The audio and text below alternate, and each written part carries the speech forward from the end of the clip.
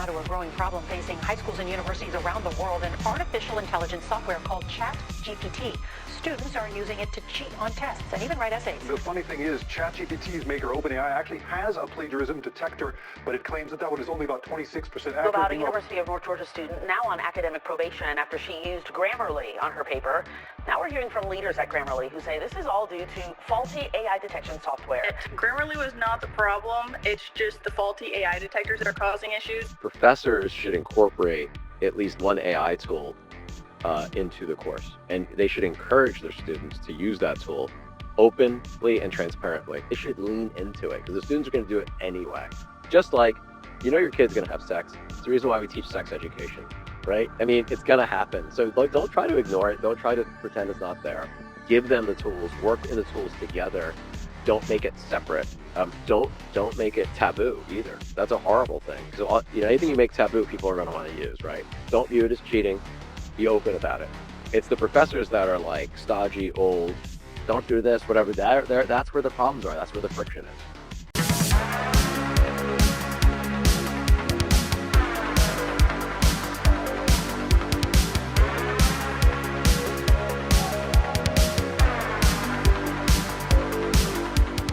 And welcome back to another episode of the 100-Year Podcast. My name is Dario Strange, and this week we have with us Aaron Kwittken. He is the founder and CEO of Profit. How are you, Aaron? I'm good. Thanks for having me on. Well, thank you for being here. And just so we can kind of, get any confusion out of the way, right from the start. It's really PR. It's kind of like a play on words. It's profit, but it's PR profit. Well, actually, the domain name is PR and then the word profit as in someone who sees ahead through the future. But the actual company name is just profit as it's normally spelled, correct? Exactly. The domain name is prprofit.ai. And we took it out back in 2019. And Anguilla, because that's really the .ai, probably never knew that AI was coming. And now I'm sure they make a ton of money from that registration. But I couldn't get profit.ai, so that the next best thing was prprofit.ai. And most of our customers are in the PR kind of world writ large. If you include social, digital, influencer, it's all kind of PR at the end of the day. Yeah, and man, I've got so much to say to you. Someone from your space I've wanted to speak to for so long because as a veteran journalist, I've had close contact with the likes of you and your colleagues for many years. And I'm so sorry. I apologize for no. all of you. I actually have good things to say. I mean, not all. Yeah, it doesn't always go well. Not but, always. in Not general, always. It's imperfect. It's imperfect, like a lot of industries. Well, yeah. What I wanted to say is, if you are listening or watching this and you are a journalist, pay close attention because, in my experience, what I found is particularly a lot of new journalists will kind of dismiss people in the PR and marketing space as kind of just whatever, carrying water for some brand or kind of almost like a nuisance. And that's a huge mistake. These are the people who will bring you into rooms that you might not otherwise get into. They will give you background on brands, background on people. They are hugely important. Now, not all people in the PR marketing space are created equal. They're not all alike. Some are better than others, but actually, Some are better looking. Some are better looking, right? Well, You know yeah, what we I'm both saying? got Come the on. we both got the chrome, the futurist chrome dome. Nice. So That's right. That's right. But it's just I can't say enough to just particularly newer journalists that marketing and PR people, you need to pay attention to them and respect what they do, just because it's important. And you never know, you might find yourself doing it one day yourself.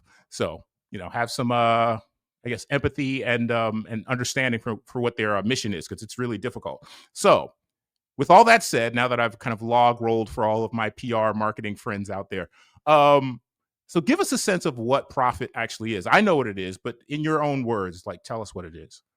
Yeah, look, I appreciate the shout out for our community, for the PR people out there. So let's see, I got into the PR business almost 33 years ago, and my background's in crisis and issues management. So I was the guy that you hired because most companies don't intend to do things, in a bad way, right? So you have product recalls, unplanned executive successions, government enforcement actions, things like that. They almost always want to do right by their stakeholders. They hire people like me to help mitigate that exposure, sometimes to apologize a lot, maintain shareholder value, et cetera, et cetera. So my background's in crisis and issues management. And, I worked for big agencies. I was CEO of Havas for a long time. That's Havas. For those who don't And know, then, that is a huge, huge name. yeah, yeah. So I ran their US PR agency, their North American marketplace up until about 2005 when I started my own agency.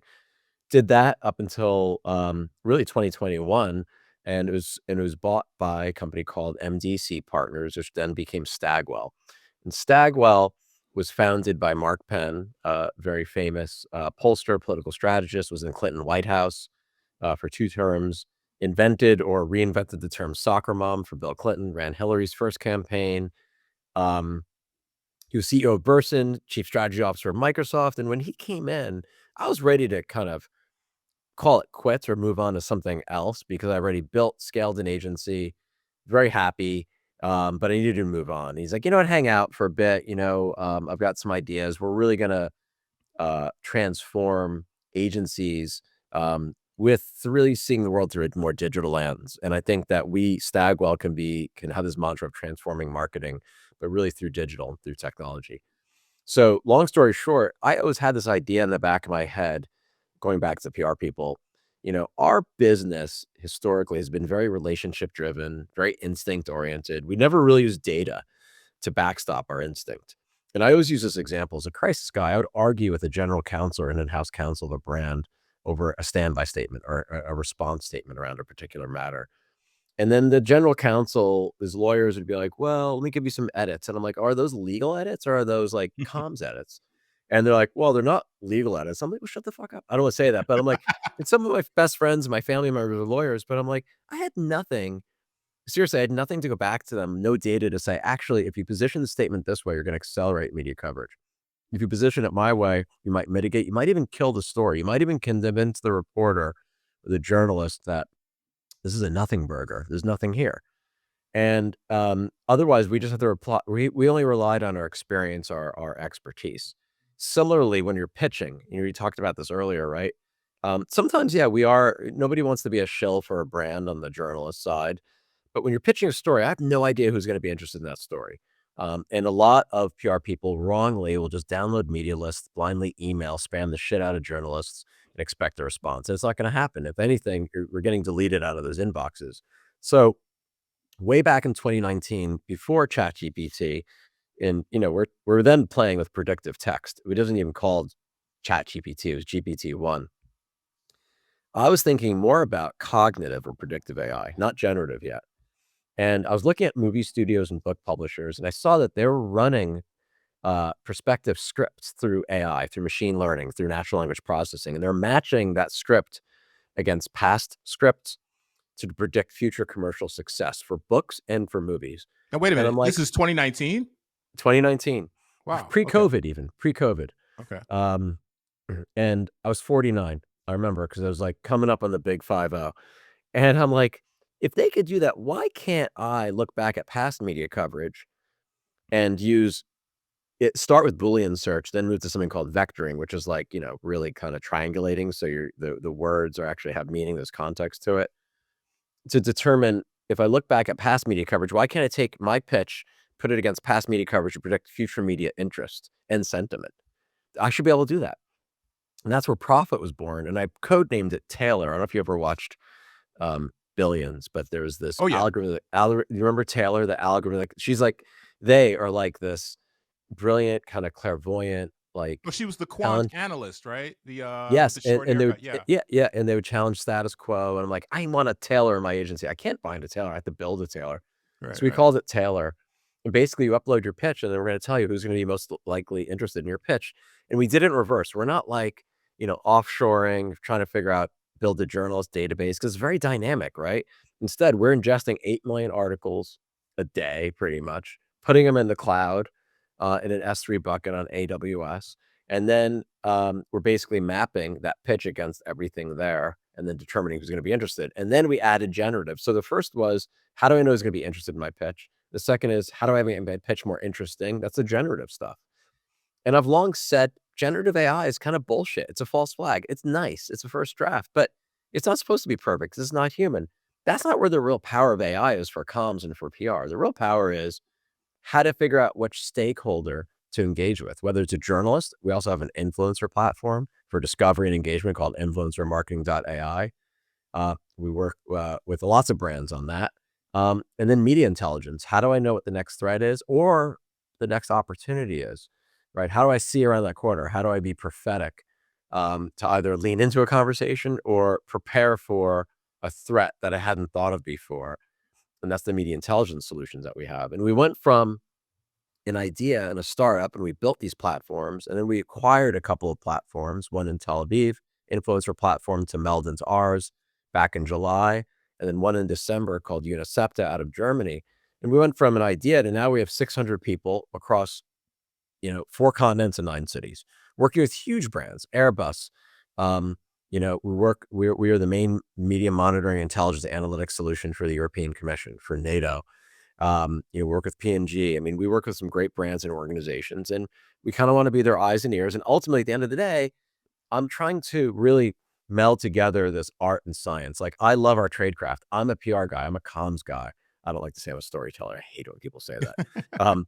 But I like the concept of narrative. But what was missing was the data to help inform that. So my mission in life is, how do I backstop our instinct with data? How do I replace guessing? I think they're going to cover this. I think they might be interested. They might be the right creator. It might be an influencer, with knowing. And how do I layer that with this filter of brand safety? So until maybe 3-4 months ago, we could only look back 2 weeks up to maybe 2 years to find out whether or not a creator or an influencer would be a right kind of spokesperson for your brand. I can now look back 12 years. I can go back to your MySpace page. I'm just kidding. I don't think you still have one, It but doesn't exist though. yeah, but so brands are very, how often do you see those stories? It's like, oh, such and such, they said something stupid, it was in their past. Doesn't mean that they shouldn't actually have restorative justice and they shouldn't get a second chance. But at least you want to know, as a brand, before you contract with a creator or an influencer, you need to know, you need to have the full picture, because they might not tell you everything. And they might Now, not think that's ever going to see the light of day, but hey, it can, and it hey, will. So we're you here to help. and you guys also do crisis management. I don't think that was clear in the beginning, right? Is that, or Well, yeah, I mean, reputation so management, I guess.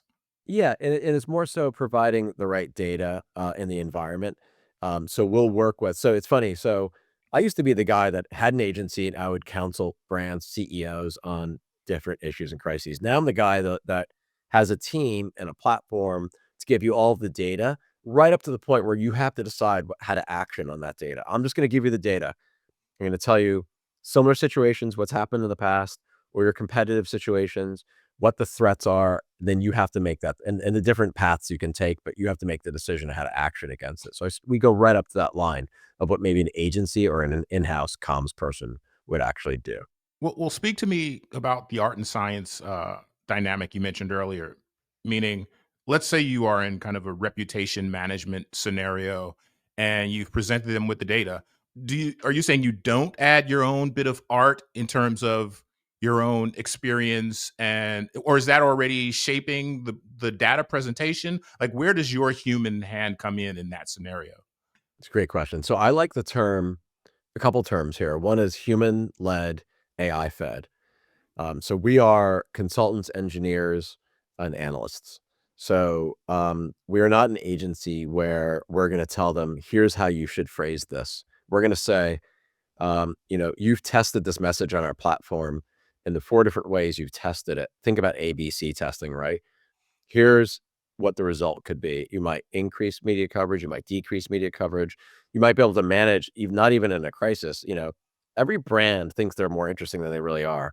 And the poor PR people are like, oh my God, I got to manage this. This guy thinks that, donating 1,000 soaps to this country, is worthy of, like, the New York Post covering it or whatever. And, managing executive expectations is also kind of a key feature of any platform. But we're trying to put together a platform and people. Ultimately, you have to make the decision. We're trying to give you the data and the analysis. So I say it like this: AI can surface data, surface an article. It could surface something in Reddit. It can summarize for you. It can't analyze yet. That's not happening yet. And I'm just being totally honest because I think a lot of people AI wash and they're full of shit. Eventually we'll get there. Right now, all we're going to do is we're going to surface it. We're going to summarize it. We will analyze it for you, the content. And then you have to decide how you want to act on that content. My old job as an agency guy, as a counselor, I used to then also provide the counseling.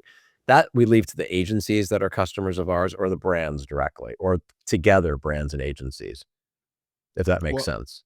so it's interesting because what I'm seeing increasingly is kind of I guess contradicts your approach or kind of how you've outlined your approach, which is uh, I'm beginning to see companies and individuals use generative AI almost as an advisor. I think I've mentioned this person before, but I have a friend who I won't get too detailed, so it doesn't so it doesn't lead back to this friend. But basically, they have a personal situation that they were dealing with that nothing was working with this.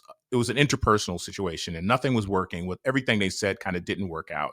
And so they began to use ChatGPT, the latest model, whatever it was, whatever 6 months ago, to craft or to basically outline the scenario and then ask for ways to craft responses to this interlocutor, the other person they were trying to deal with and make things okay with.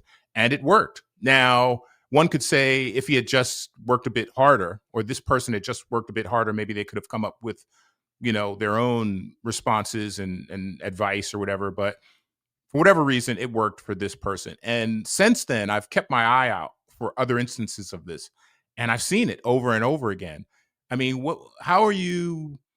I mean, are you seeing this? And do you find any of your team tempted to kind of be swayed by kind of input from generative AI that may kind of try to lead you down a particular path without necessarily your leadership as a human analyst? I think for personal situations, it's brilliant. It's great. Like my sister got married recently, remarried recently. She won't listen to this podcast. It's cool. And and I spoke at her wedding. And for like I basically put into at the time ChatGPT. No, it was Anthropic. Everything I love about her and her wife. And I said, make a poem, put it in a poem for me because I can't do that shit. But here's my content. I'm still directing. It was amazing. I think for personal things, even advice is probably fine. What worries me is that when people use an open system that doesn't have bright lines, doesn't protect your data, is not committed to protecting that data into, and they're not custom built systems, for that workflow, like PR, for example, and asking for advice. I call it it's BYOAI. It's insurgent, right? They're like these insurgents at work. And I used to be that guy. I'd install Wait, shit on wait, my computer all the time. what was that? An acronym? Was that? Oh yeah, bring your own AI, Oh, BYOAI. bring your own eye. Okay, I'm a little slow on the uptake today. Go ahead. That's okay. It's all good. And IT guys hate that, right? Because you're putting risk into your entire system. I think that for personal use, great. For professional use, you should all use purpose built for that industry, otherwise known as vertical AI. Like I built my platforms, and we continually inform them with the workflow, my domain expertise, my 3+ decades of expertise of how people think. I built that, and built it on top of large language models, multiple large language models. That's the other thing, is that you need to be diverse, right? So I can tell you that Anthropic is really good at putting PR pitches together that are personalized. I can then scrape articles from a reporter. I can put a pitch together. It's not as good at bylines and blogs. Like actually OpenAI is a little bit better at that, right? For the generative stuff. But I think it's dangerous to use it for professional purposes when it's off the shelf like that. The other thing we have to think about is there's this new concept called GEO. I don't know if you ever heard of it. It's kind of new. So SEO, search engine Yeah. Mhm. optimization. GEO is now generative engine optimization. Oh, okay. So you're probably annoyed about this like I am. So when you go into Google now, it's like Gemini immediately wants to try to Right. summarize, and half the time Right. it's wrong. Right. Um, but you have to ask yourself, where is it pulling its sources from? So I was in that camp a few years ago, like, press releases are shit, they're dead, it's stupid. And it's still true. You don't send blindly a press release to a journalist expecting them to pick it up. Most of the time, it's not newsworthy. But brands now, especially in this era of miss, dis, and mall information being information that's true, but is released early or it's leaked. Um, we need sources of truth out there for brands. And interestingly, the press release might be now buoyed by AI because we need as brands to have our voice, what's factual, what we said that's official out into the interwebs, on the internet. And so GEO is now really, really important. Um, and the other thing that I think AI is also kind of a force multiplier, changing how we even strategize when it comes to PR. And I'll give you just a quick example. And this goes back to, to what you're saying in terms of, should people be using it for personal, whatever, just putting stuff in. In the old days, when someone threw shade at a brand and there was a crisis and they said something that was not right, ordinarily we would be able to source check it pretty quickly. And then the advice typically we'd give to our clients was, hey, you know, let's not legitimize that person by responding because it's only going to amplify it. But that now, and people talk about fact checking. We still have to source check. Now we have to fact check and source check, but it almost doesn't matter where that misinformation is coming from. Because it's moving at velocity, we have to respond. And by responding, you don't legitimize it. Actually, by not responding, you're giving it fertile ground. You're letting it multiply. So, the world has changed. So we can't, practice PR or comms the way we used to. We have to rethink how we practice our trade craft using data to backstop instinct. And I'm really, at the end of the day, I kind of call it communications engineering. Like, how do you become a communications engineer? And I talk to, at conferences and I talk to different, teaching at NYU next week. And I guest lecture at USC and out in LA. And I'm on the board of media and public affairs at GW. And I talk about this all the time. But, you know, what should we look for in new skills when we're hiring people at agencies and at brands, knowing that they need to be communications engineers? So, for example, people need to understand statistics. Like they need to be able, and that doesn't mean math, it means stat. It means polls and surveys and understand sentiment. And that's typically not taught, or that's not a course that comms people usually take. People need to understand data visualization. Most stories are told now, much to my chagrin, because I love the written word, I love writing. They're told through video, through memes, through images, and through little comments, right? Short, pithy comments. That's how stories are told now. It's how reputations are managed or destroyed in this like post-literate, postscript world.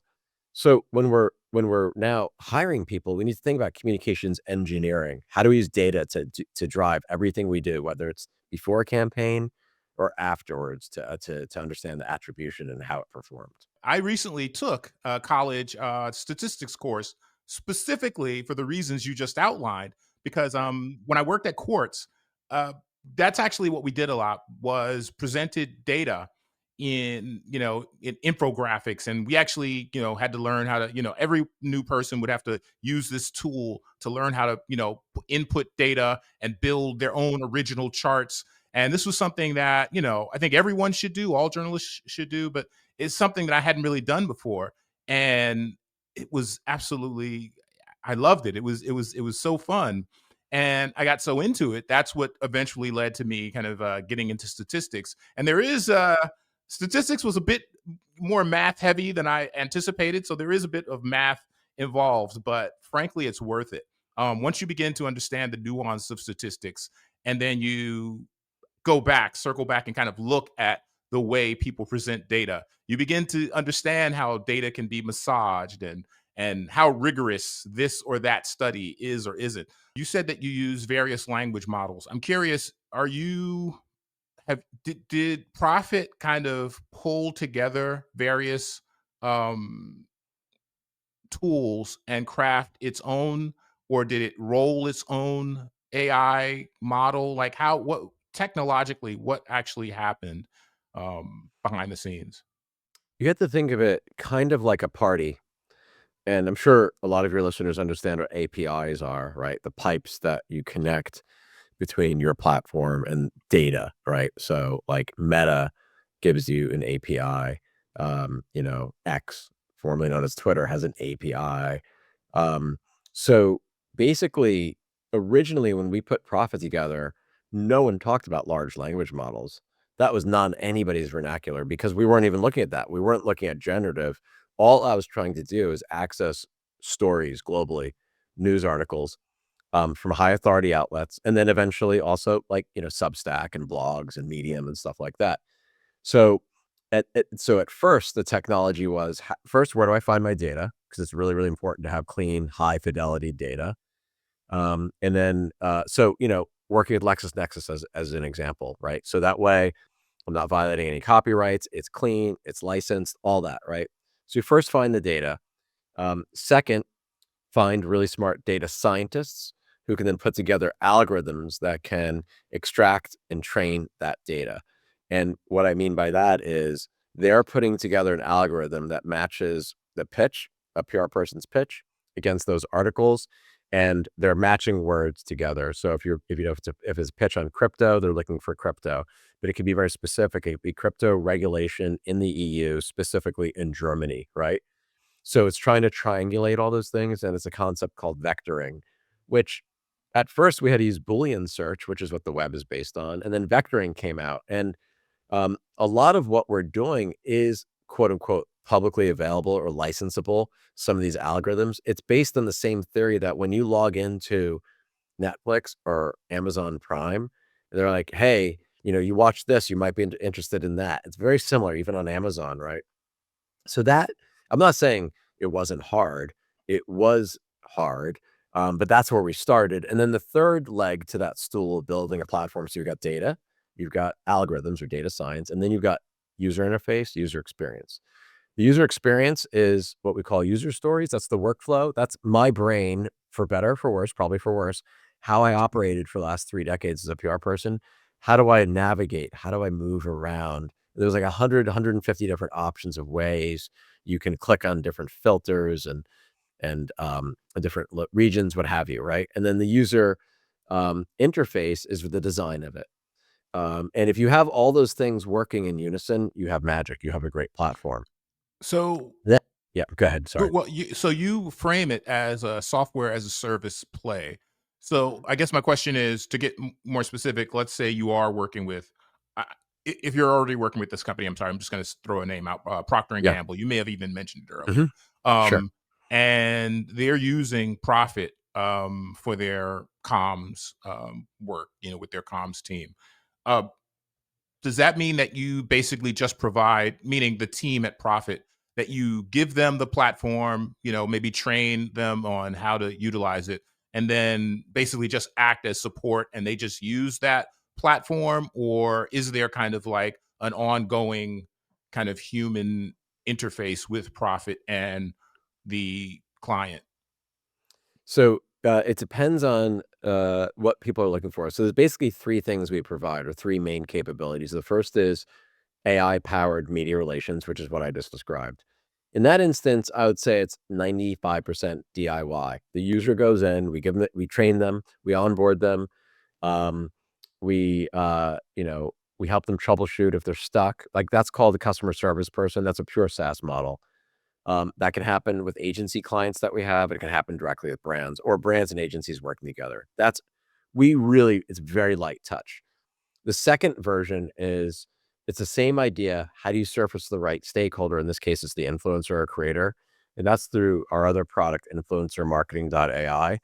And in that instance, it's the same thing. Most of it's SaaS. The savvier the communications engineer that you have working on it, they're able to put in their requirements, if you will, for creators or influencers, and it might start at a list of like 150,000 because we have 500 million that you could identify, right? Globally, it's crazy across 7 platforms. The more and more you filter, it's like 18 to 34, women, Women that talk about inclusive beauty. You can put all these different, and it's becoming very agentic, very natural language. So it's not even filtering. I can just type it in a prompt. You're going to get hundreds of thousands of influencers narrowed down to maybe, hopefully, 10 or 12. And then you're going to do brand safety check. And so it is still that person engaging. Now that person can engage with, we actually have a professional services team on the influencer side, not on the PR side. If you want production, creative, human negotiation versus computer type negotiation at that influencer contracting, we can do that, right? Or they can bring their own agency in, or they can do all that in-house. So that's the second way where people work with us. The third way is around media intelligence solutions. So yeah, we can set up a dashboard. That's a 24/7 newsroom. We do with the European Commission, where, anything that's related to, we'll code it in advance, all these issues globally. And then micro issues in different regions, and we'll set up alerts and you'll get notified. Like, that's all automated. But if you wanted us to do a deep dive analysis, on Brexit, for example, we do have analysts that then take all that data and then we'll put together more narrative and more opinion pieces for you to help inform your communications campaign. So it's the spectrum of DIY to DIY plus to, there's always a human in the loop somewhere. Certain instances, certain activities require more human interaction. And that's when it comes to creative production, strategy, timing of campaigns, or managing an issue, timing around that. It's still, AI can't do that. And I'm okay with that. I call that kind of AI prescriptive AI. So you've got generative, predictive, which we're both in generative and predictive right now. Prescriptive is when truly that platform is self-learning, and it's actually giving you that advice. Going back to what you said earlier, that friend who had a problem with another person, we will eventually have like mini counselors being able to provide advice, but we're not there yet. When will we be there? I'm not sure. Well, It yeah, still we're requires actually gonna humans. yeah, we're actually gonna touch on a story about that a little bit later. Sure. Uh, for anyone listening and watching, if you've made it this far, I apologize. We're both, I guess, veterans of media, so we're assuming everyone understands PR means public relations. That's such a basic thing that sometimes we forget that. Yeah, I mean, it might seem obvious to many people what PR is, public relations. So I guess we can kind of move past the specifics of profit, and kind of get into kind of maybe bigger ideas. What do you like when you think of someone working in PR and comms? Let's say they're not using profit and they're just using, I don't know, Sonnet, Claude or whatever, or ChatGPT. Do you think it's a form? Do you think they're cheating or not quite doing their job if every time they want to pitch someone, they just use this off the shelf product and kind of craft their pitch, as opposed to doing the research, doing all the legwork, and then maybe just using the tool to kind of craft a particular kind of style of pitch? I mean, what crosses the line between, I guess, cheating? Yeah, I don't know if that's even the right word, and actually doing the work, or if maybe the work is just different now. I think it's the latter. I think the work is different. I wouldn't call it cheating. I think where I have a problem is when people will use blindly, like I said earlier, these off the shelf tools, and they set it and forget it. They don't edit it. They don't look at it. They blindly send it out. That's like negligence, you know? Right, right. And nobody learns from that. It's embarrassing. We've all seen stories, horror stories, where people use generative AI to put something together without editing or thinking about it, and then they send it out into the world, and it's a disaster. But I think that ultimately we have to have this mindset that we need to view technology as an investment, not as a cost. And I'm increasingly seeing more procurement officers say, hey, when in an RFP process to an agency, they'll say, hey, not just who's on my business and what's their experience and their expertise and their relevant experience and case studies, but Show me your tech stack. How are you going to add value to what I'm doing? How can you do more with the same number of people? And I think that that's not necessarily great because that's only talking about automation and productivity gains. And we're in the business of articulation, not automation. At the same time, if you focus on performing better, how do I don't know, improve my earned media placements, PR placements, using AI because I can surface the right journalist faster and get a placement because it's what would have taken me 10 hours takes 5 hours, but I'm actually exceeding. We're moving to a value-based model, which is a good thing coming from the business, as opposed to a model where it's like, Aaron, I'm going to pay you the longest. I'm going to pay you to take the longest way to do something. I'm going to pay you by the hour, which is insane because if I helped a company avert a crisis and it only took me 15 minutes to put together a standby statement and negotiate with the journalist that this is a nothing burger, but I saved that company $2 billion in market cap by averting a crisis, why are you paying me $412.10 for a quarter hour of my time? That's fucking crazy. Pay me 100 grand, right? Because what I just did was had high value. So I think of it more like there's a new covenant between an agency and a brand now where we're focusing on value. It's not about, are you cheating? It's more so, how are you using technology to improve our collective performance in this covenant in a way that, furthers their business objectives, even maybe gives them more sway and more influence at work, provide and positions us as a high value provider, right? That's how I kind of think of it. So I don't think it's a bad thing. I do worry that people, like anything else in life, people abuse it. Well, We see this all the time with other technologies. well, the reason I brought that up is because so you say you began the path with Profit back in 2019, but from my experience in terms of being on the receiving end of a lot of pitches and proposals from PR and comms people, um, my viewpoint is that most people in the space are not using these tools, and if they are using them, they're using them in a kind of haphazard way, in the way I described. So, yeah, I'm curious. Like, a lot of people look at PR and comms as kind of like they look at the lifeblood of their work as the personal touch, that person to person contact, and I guess to a large extent that's true.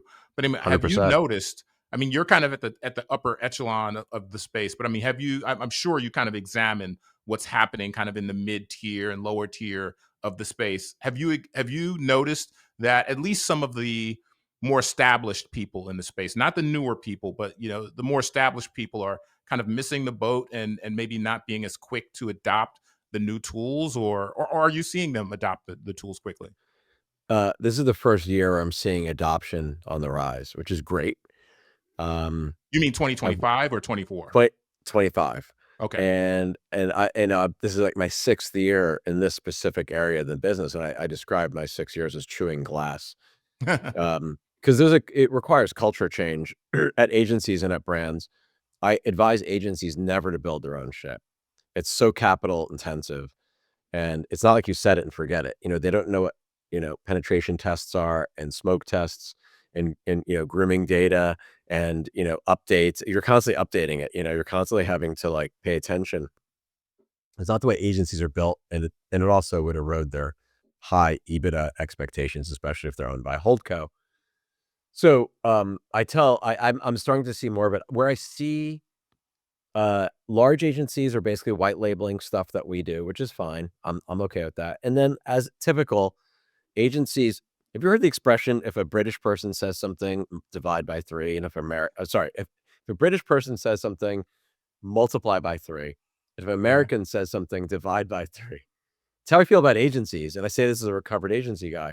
Whatever agencies say divide by 3, they're mostly full of shit. They're AI washing. They're like, oh, they're like, they found God. They're like, oh yeah, of course we do use this, this, and this, whatever. Um, and and most of them are now finally adopting. They're renaming things to pretend like they built it, and it's like they're proprietary. Nothing should really be proprietary in this space when it comes to technology. This shouldn't be a winner take all business. And I say this all the time, we compete with Cision and Muckrack and Onclusive, to an extent, even Microsoft Copilot, right? and meltwater. But I tell people you should be using all of us because we're not all good at everything. Many of us are good at certain things. So instead of trying to like find one provider, you need a stack. And it doesn't always have to talk to each other either. That's your job as a communications engineer. You're in the room, you know?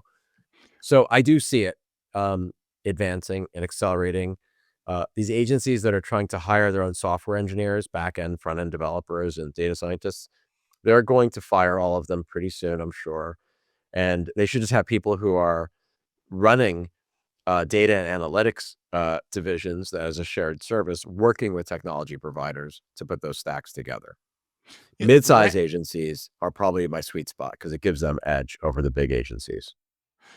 By the way, that's totally my experience with many agencies. I remember when my focus was more on the immersive technology, VR, AR space. Every agency suddenly became masters of AR and Totally. VR, and they had all these Yeah. products and these platforms that they rolled out, and metaverse Yeah. this and it was kind of predictable thing happened. They just rolled it out briefly, and then they didn't pay attention to it, and then it withered away and died. I'm curious, just to take a quick left turn. I didn't, kind of mention this earlier. Have you seen any of the previous Black Mirror episodes? Not necessarily the newest one, but are you familiar with Black Mirror?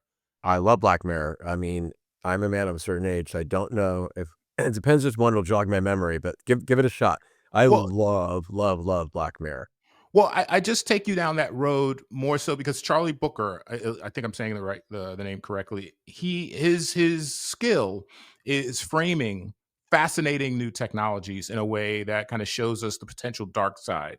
And I guess I'm wondering, there's oh gosh, I'm forgetting the name of the particular episode, but it stars Bryce Dallas Howard, and so you know what I'm talking about. Her entire life, her credit score, it kind of mirrors what we've heard is happening in China, although And I'm they not get rated, sure they it's get happening. ranked, right? They need you to Right, keep a yes, certain star rating. Yeah. right, and it kind of has everything to do with, like, who you're photographed with, where you go, all these different variables. Everything is quantified through data, and the more I touch data and the more I become familiar with actually building my own, visualizations and everything, I'm wondering, do you see the dark side that is depicted in that episode of Black Mirror that kind of might lead us down a path where we're maybe paying too much attention to data?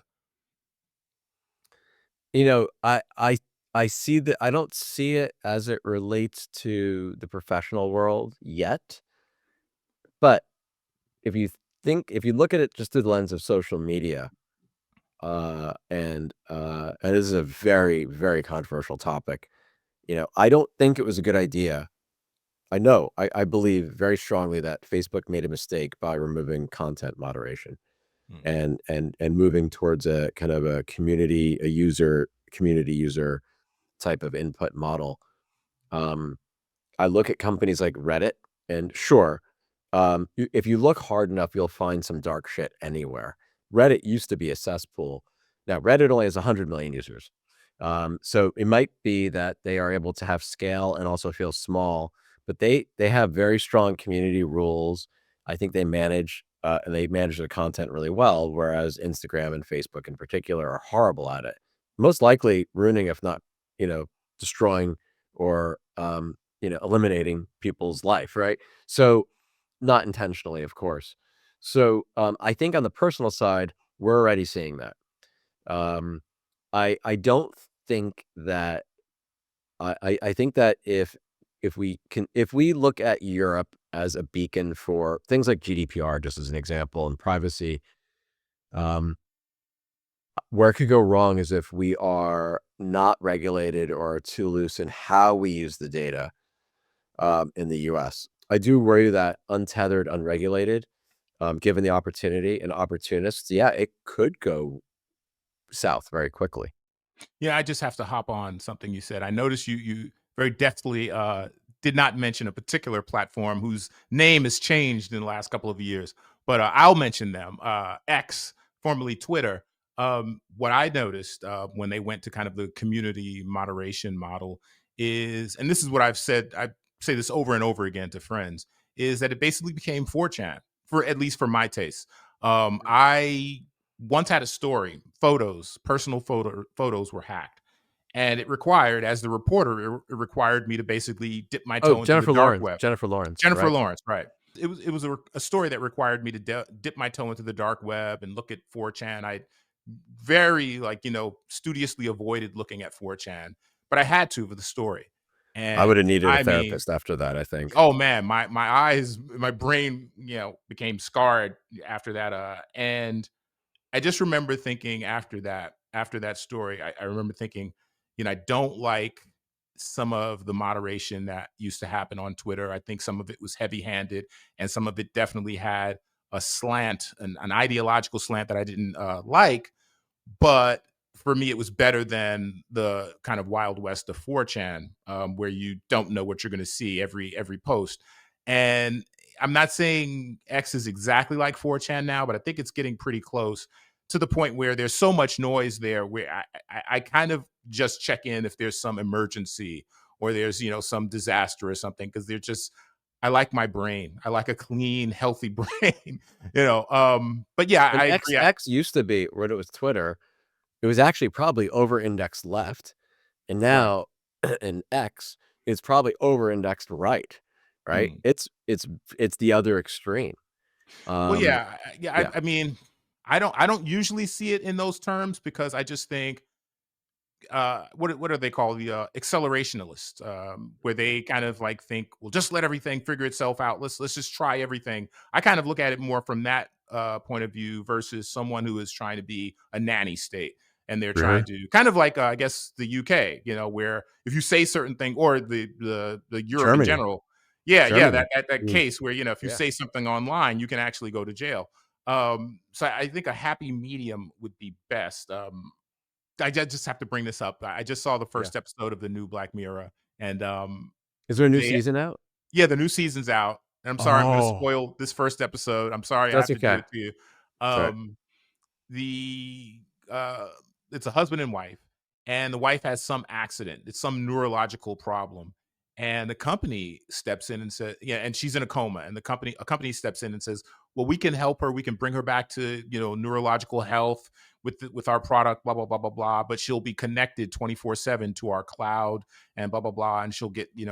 And what happens is, in very short order, the subscription service, the price goes up, and then subscription service plus is rolled out, which offers basic services. And now the basic service you had before is no longer good enough, and she's walking around like a zombie, spouting ads. And I haven't seen any other of the episodes yet. I absolutely love this because I feel like this is kind of what's happening everywhere with everything. The subscription, the slow death by subscription cut that we're getting. Everything is kind of this plus, Yeah. that basic, premium. Sure. Um and I don't know. I'm not sure exactly how this kind of ties into the whole topic of I could AI, tie it but in for you. One of the frustrations and one of the reasons why I built this suite is because I, as a buyer of these services previously, got really annoyed when anytime I'd add a user, they'd like charge me an extraordinary amount of money. I'm like, how should you charge someone? Is it by usage? Is it by user? Is it by frequency? And I just said, we're going to charge you a flat rate.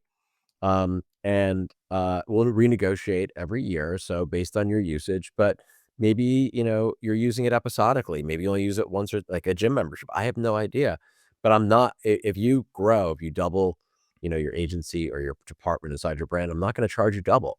We'll talk again in a year and we'll figure out how you're using it and what you think the real value is. And we'll have a discussion. It's not just going to be automatic like that. It drove me nuts. yeah. So I had a bunch of stories I wanted to talk to you about, but our time is we kind of went off the rails. So I I just want to know. focus. I want to focus Sorry. on just Okay. one story, Let's and do it. it's this story that was in the New York Times recently, and it basically talks about professors using generative AI, um, and these professors having concerns about their students using AI while simultaneously as professors using AI themselves to whatever craft whatever exams, pop quizzes, that kind of thing. And I thought this was particularly great to speak to you about because you are a professor, in addition to your startup, and I'm just curious, like the central tension in the story is how do you kind of solve for students who may go over the line and use these generative AI tools to cheat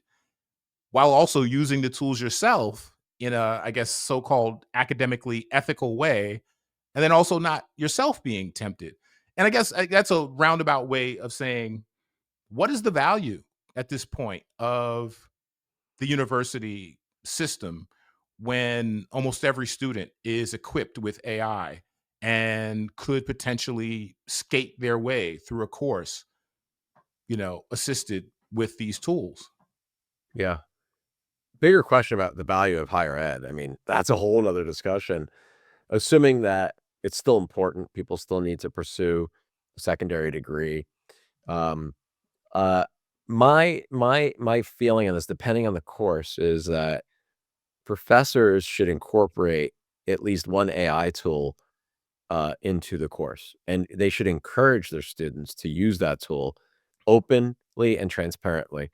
I don't like opacity; I like transparency. So I think part of it is put it out in the open, tell them what tool they should be using. And if they use another tool, they need to disclose it and explain to the professor and argue why they need to use another tool. And maybe it's good for the whole class to use another tool, depending on the task, right? Um, and I think that part of the challenge, interestingly, is most of these institutions don't have subscriptions to the right tools. If the institutions themselves, and I was talking to a trade group about this, I'm trying to find a way to give away some subscriptions to the top 10 PR comms journalism schools, like 150 subscriptions a year for each school. Because Nice. part of it is that it goes back to my point earlier about insurgencies and BYOAI. Part of it is that, in the same way that a university gives these students, like, discounted or free New York Times subscriptions, they should do the same thing with some of these tools. They should lean into it because the students are gonna do it anyway. Just like, your kid's gonna have sex. It's the reason why we teach sex education, right? I mean, it's gonna happen. So don't try to ignore it. Don't try to pretend it's not there. Currently, at least with generative AI, it's pretty freaking obvious when people are using it. I see it in cover letters, I see it in work all the time. It's more similar. Language is very hyperbolic, especially if that student wasn't smart enough, patient, or savvy enough to edit it, right? But I think the answer is transparency. Give them the tools, work in the tools together. Don't make it separate. Don't make it taboo either. That's a horrible thing because anything you make taboo, people are going to want to use, right? Don't view it as cheating. Be open about it. It's the professors that are like stodgy, old, don't do this, whatever. That's where the problems are. That's where the friction is. Well, and then what about on the other side, meaning the forward-thinking professors who think they are being, I guess, futurists by using these tools, but then they kind of fall into a habit of maybe, and I think this is mentioned in the article as well, Overusing it. allowing, Yeah. well, using AI to grade papers, that kind of thing, and instead of giving the human professorial, mentor touch to the students, they kind of just like use the tools on their side to essentially skate by. If they're using AI for like grading things that are linear and multiple choice, I'm all for it. I don't think it's a big deal. Where they can't, because I still haven't seen anything that's worthy of this yet, or shouldn't use AI, is anything that requires human intervention, human thought, analysis, agency, especially when it comes to the written word. They need to be in charge of that. They should not be using AI. I'm very opposed to that. Multiple choice stuff, the stuff that's automated, sure, because that doesn't require a human really. Actually, where AI could be valuable is they could point out trends, and you know this student this student not only got an 80 out of 100 on this exam, but interestingly, 70% of the responses had to do with ethics. So there's a Mm. trend line that maybe the professor might not have caught on their own, just grading it by hand, but then AI is identifying patterns and trends and helping you. So you can address that with the student and you can more focus, help and support with them and where they need to improve their studies versus just giving them an exam back with an 80 on it, right? So I think that's kind of interesting. So I think that that's how I'd frame it. Two last questions. One last one on academia. In the realm of academia, do you think that, I mean, what I'm seeing is I've spoken to a bunch of professors about AI being used in the classroom, being used by the institution, and it's all over the place. Everyone seems to have their own philosophy. Do you think there needs to be some sort of standardization of how academia, the academy, meaning post high school instruction, should there be some standardization? Because right now it's the Wild West, and everyone's just crafting their own solution, and everything's all over the place. I'm sure right now, I'm certain there are attorneys, clinicians, people graduating with degrees that are mostly AI driven, and they didn't necessarily do all the work. So, I mean, like, how do we solve for this from an institutional standpoint? Most companies I know and agencies have guidelines. They have to view them as living documents.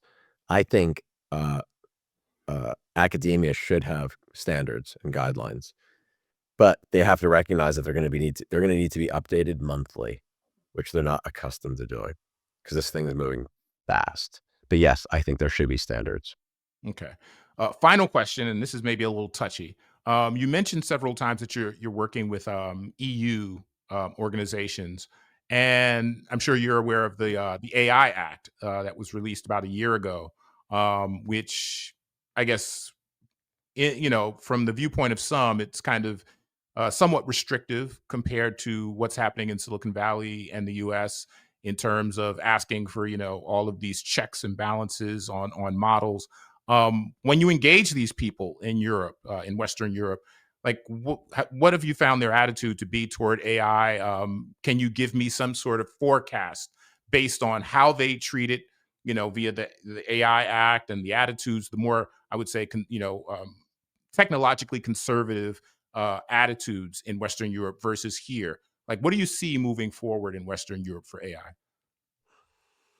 Uh, I think that having done so much work, in particular in Western Europe in the last 6, 7 months, I was pleasantly surprised at how open and interested, at least in the PR and marketing industry, they are to using AI, and really more so data to help them manage their organizations and manage and protect and grow their reputation, brands, right? And also just keep a pulse on what's going on. Um, I haven't run into as much friction as has been reported, at least through kind of like this regulatory lens. And I will I will caveat all of this, my friend, with I'm a pathological optimist. So, I'm the realist, but like at the end of the day, I always feel like there's a way. Hmm. And I value their level. They're not cynical. They could be skeptical, but not cynical. Two different things. I value skepticism because ultimately it creates a better outcome. So I like the push and the pull. I appreciate it. I respect it. Because the alternative is the Wild West, and we know where that gets us, right? Right. Right. So I've only experienced a lot of openness and willingness and very constructive and smart conversations with Europe.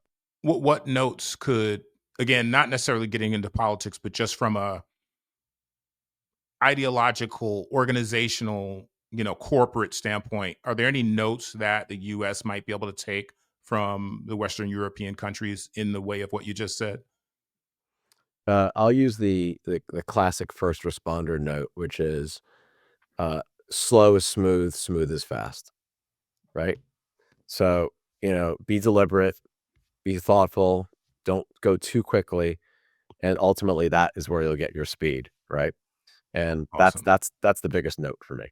Am I allowed to disclose kind of what you just kind of referenced there? Can I say what you do in your off time? Of course. Yeah, yeah, sure. Aaron is a volunteer firefighter here on the East Coast. He devotes his time or part time to helping local firefighters, and I don't know personally, as I had my life was impacted by fire as a child, and I just have a big I'm just hugely grateful to firefighters around the world. And so just, you make me feel guilty. I feel like I have to go volunteer at a firehouse now. So I just wanted to make sure people knew that about you as well. Aaron, thank you again for joining us, and remind us the website is PR Profit. You got it. Is Yep. there any other places we should look? You mentioned the influencer. You mentioned that again, the influencer site. Yeah, it's called IMAI, influencermarketing.ai. Check them out. Very, very cool. And one of the things we try to do is democratize access to these platforms. So not to sound like a shill, but if you're a small business, you can only spend $90, $100 a month, and you need to find an influencer or creator or whatever. We do have packages like that. Now I sound like the Black Mirror episode, but I think that you need to be able to basically democratize that, right, and provide a huge spectrum, and that's what we've done there. Awesome. Especially since it's the fastest growing segment of marketing communications is influencer and creator. Awesome. Well, thank you for joining us. And you can check out, everyone listening and watching, you can check out previous episodes of the 100 Year Podcast at hundredyear.com. You can check out our newsletter at hundredyear.substack.com. And if you are a Spotify lover, you can go to Spotify, and we now have audio and video on Spotify. So check us out there if you get a chance. Again, Aaron, thank you. And we will see you guys next time.